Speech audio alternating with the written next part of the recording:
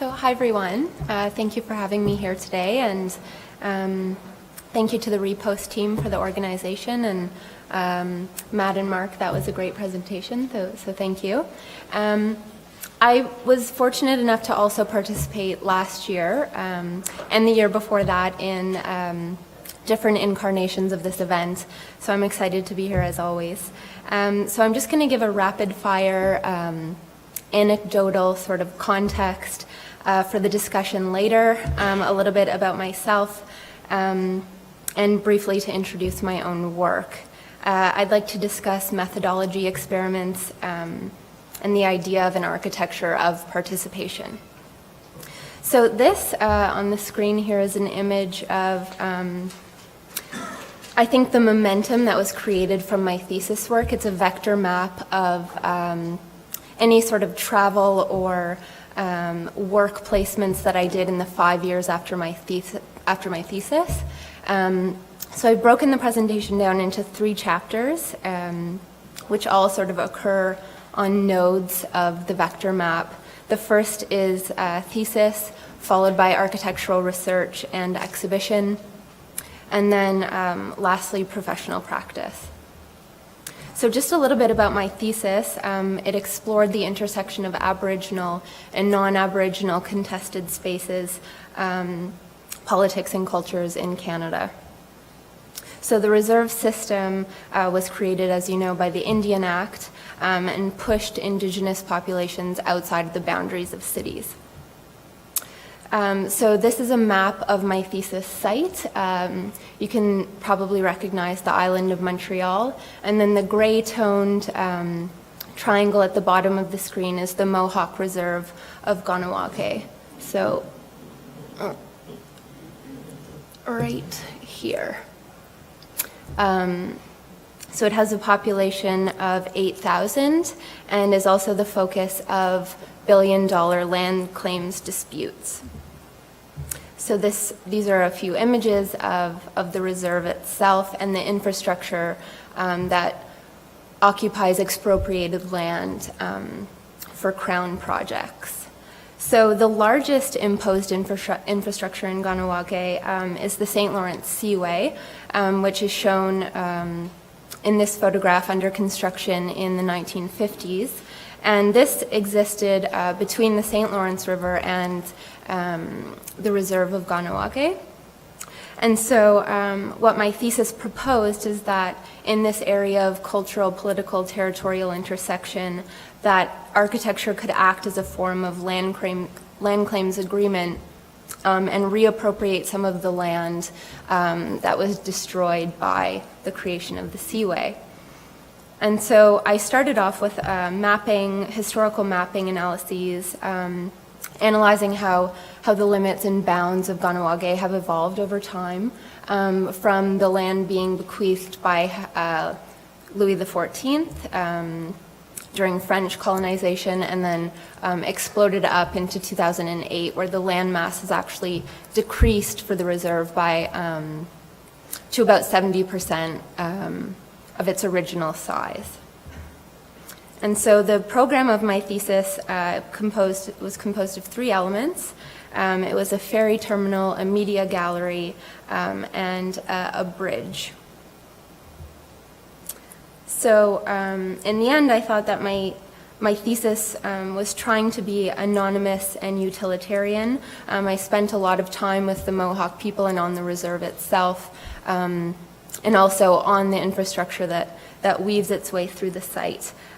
So I wanted the building to not belong to a particular dominant culture and enforce this idea of being anti-monumental, but turning infrastructure into place, so reappropriating some of the structures that were already there. And the idea was that architecture could act as a form of land claims agreement. So this transitioned following thesis. I was fortunate enough to be awarded the Prix de Rome in architecture for emerging practitioners, which is a research grant program of work and architectural research or to study alternative forms of practice.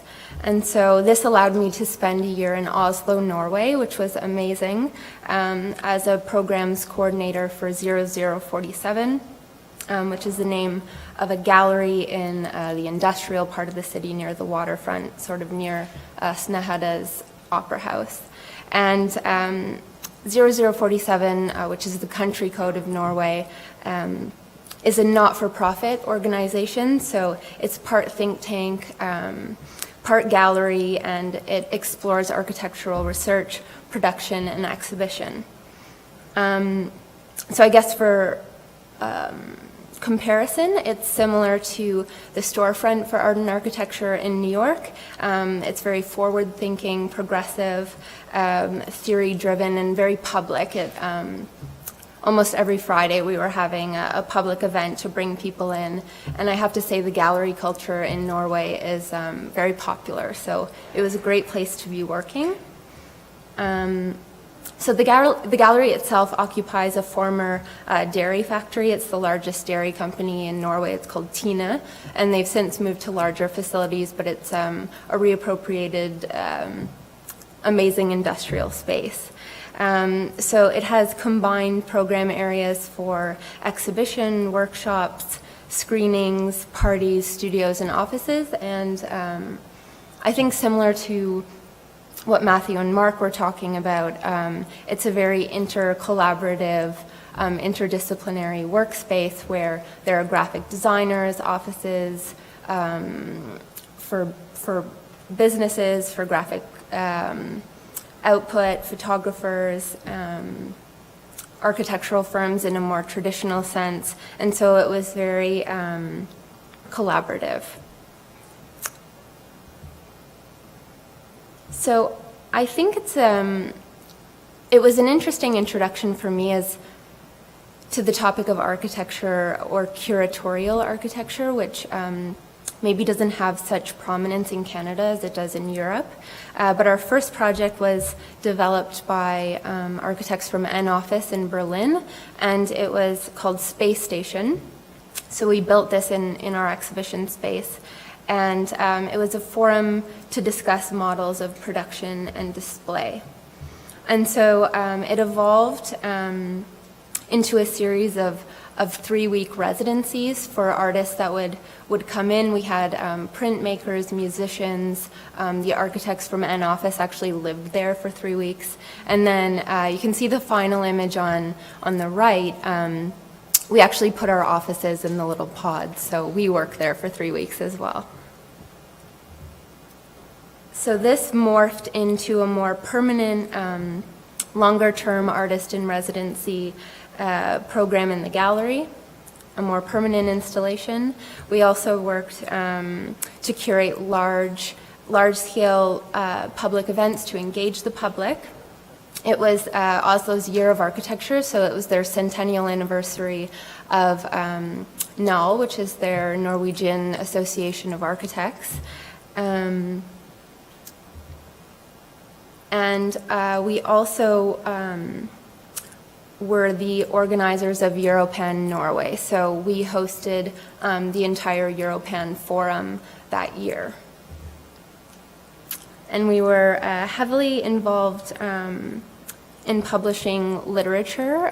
From each exhibition we would produce a book, and being the resident English expert, I was the editor of some of those publications.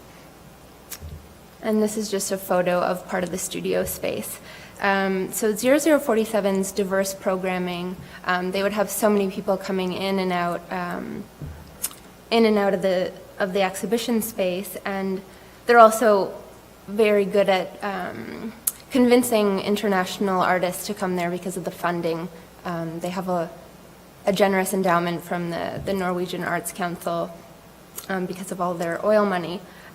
So one of their residents who was having an exhibition was Eyal Weitzman, and I don't know if you know his work, but he was a huge inspiration for a lot of my thesis work.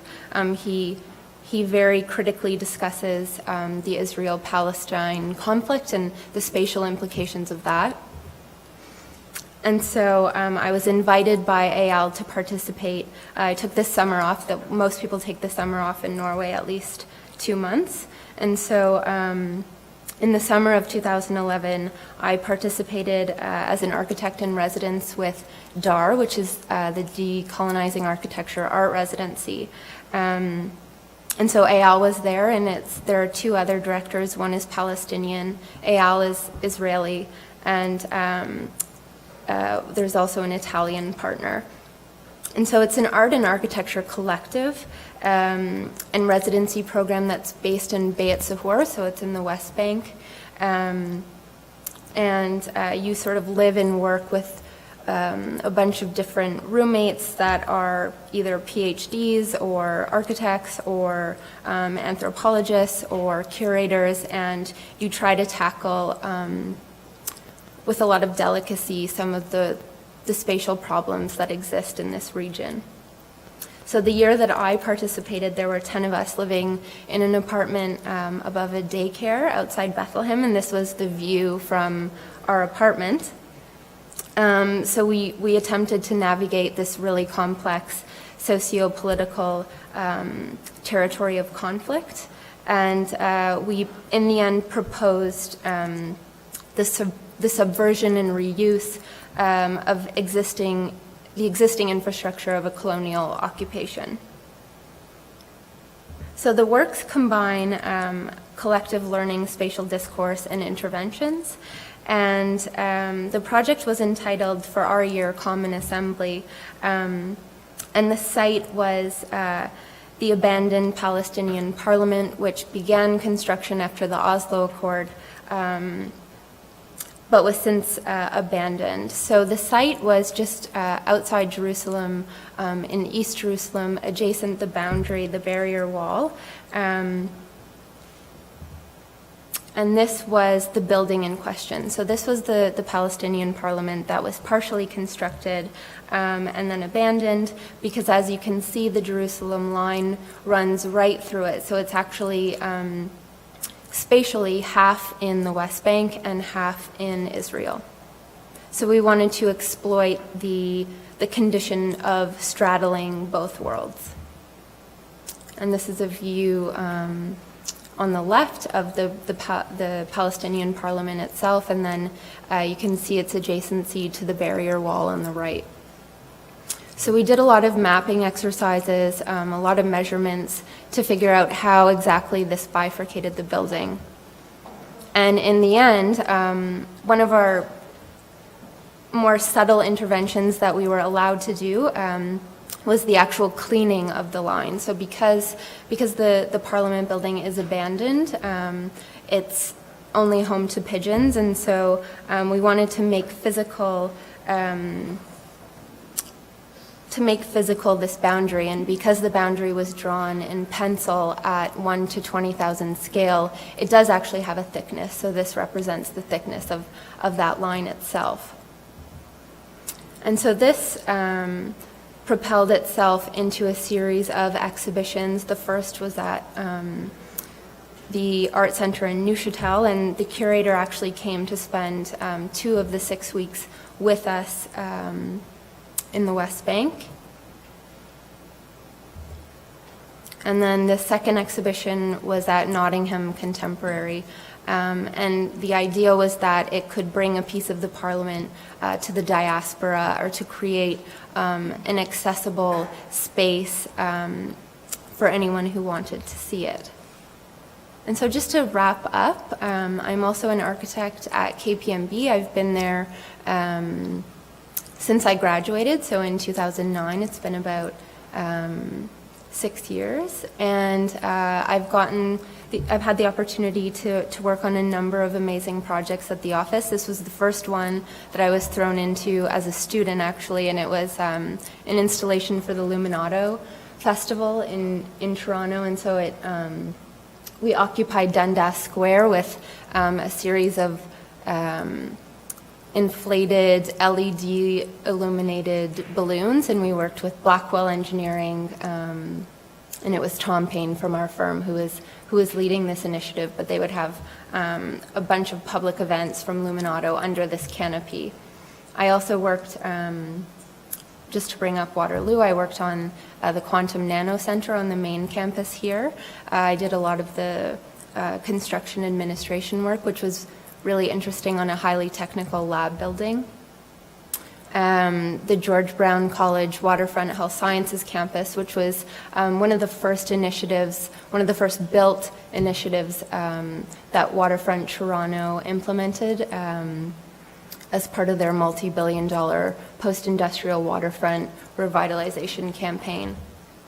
And then we have a project under construction right now at Princeton University. It's an adaptive reuse of their former chemistry building, which has moved into a new build, and this is the new home of the School of Economics. So we're doing a bunch of additions and renovations to this 1920s collegiate Gothic building.